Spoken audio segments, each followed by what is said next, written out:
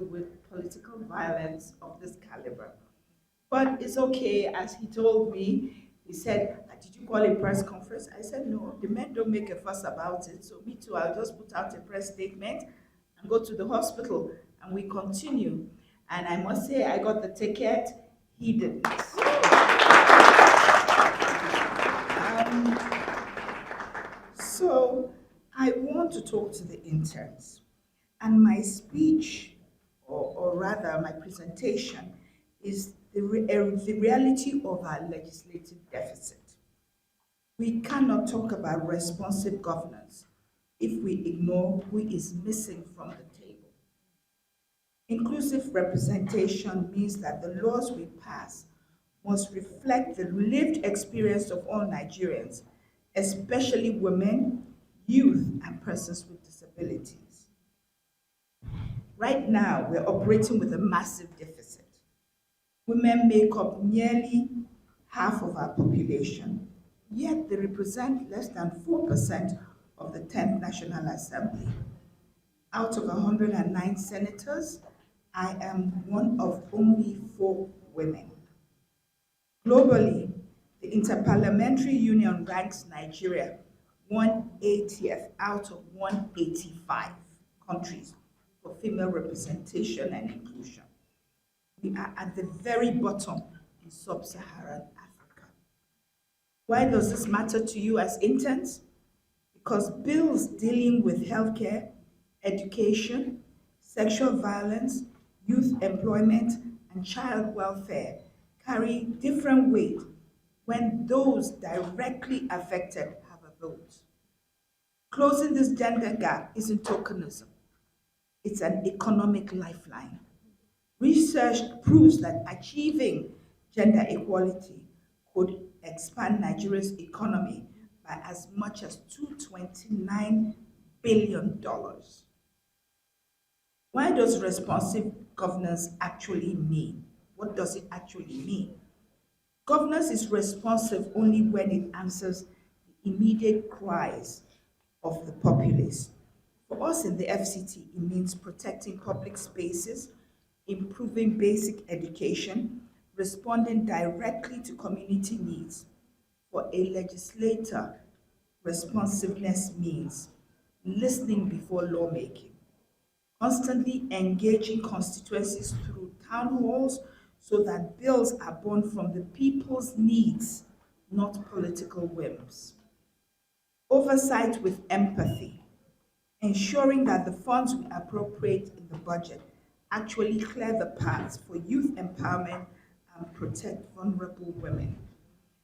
Intentional constitutional reform, pushing heavily for legislative correction, such as the special seats bill, to guarantee dedicated legislative seats for women and ensure that our democracy is whole. Your mission to the 40 interns sponsored by the support of the European Union. You are not here to copy files or brew tea. You are here to learn how the machinery of the state operates so that you can dismantle its barriers. You have been deployed to various Senate and House committees. Use this time to ask hard questions. Is this bill inclusive? Does this budget line accommodate the Nigerian youths? How will this law impact a young woman trying to start a business in Abuja or a village in the Northeast?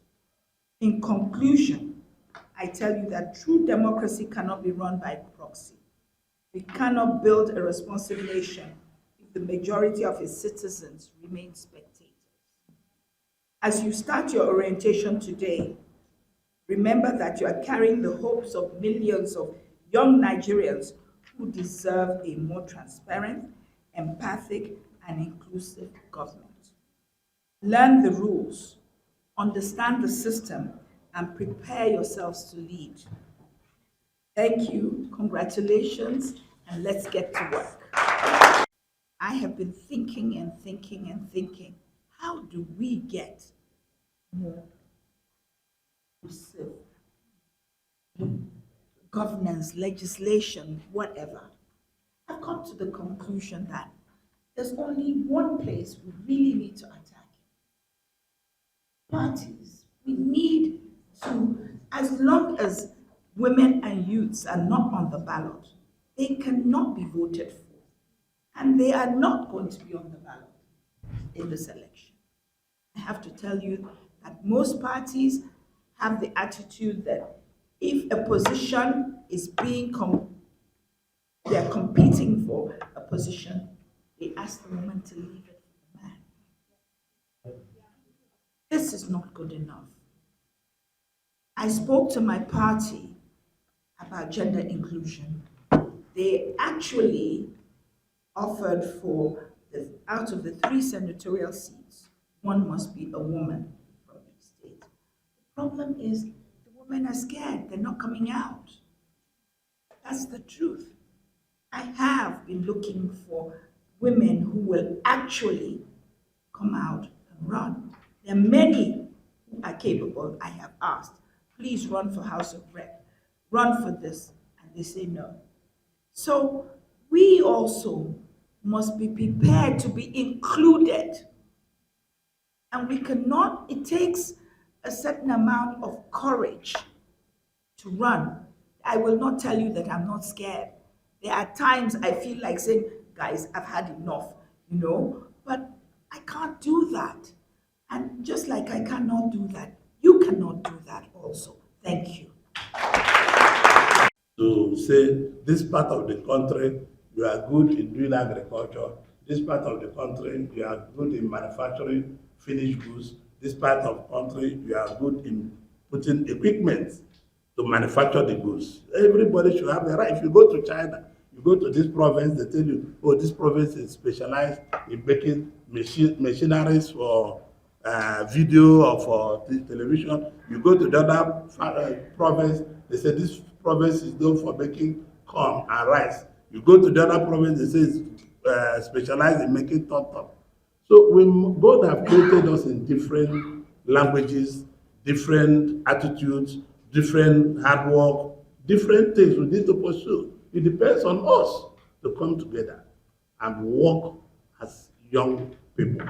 You do not allow people to divide you because of religion, because of your tongue, because of your height, or because of your color, or because of the marks you wear in your faces. No, you should not allow that to discourage you. Be together and work together for the oneness of this country. We will have a better Nigeria and a greater Nigeria. It's not spoken, but we must practice what we have said. Otherwise, we cannot reach our destination. Thank you very much. I'll be very willing to take questions that they advertise, and I support what you are saying. I believe even NNPC should go to private sector. I believe everything we have to go to private sector. That's the only way we should have efficiency. But if I come out in public tomorrow to say privatize everything, say what you call is first want to buy everything. That is the truth. But what you have just said, you are thinking aright, and you are thinking well, and you are making sense, because that is the only way to go.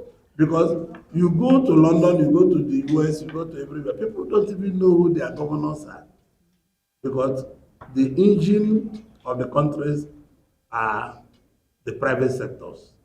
So I believe that even I call on President Bola Tinubu to privatize all assets of NNPC and major other components.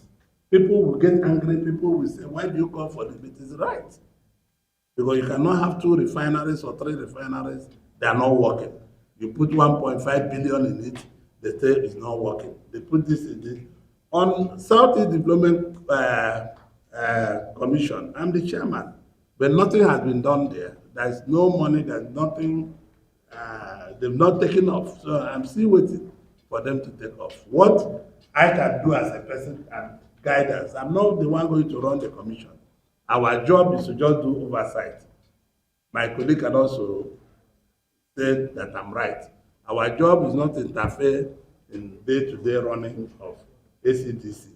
Our job is to just oversight. They say, oh, we bought this thing for 10 naira. We say no. So if they don't start working, I cannot do oversight.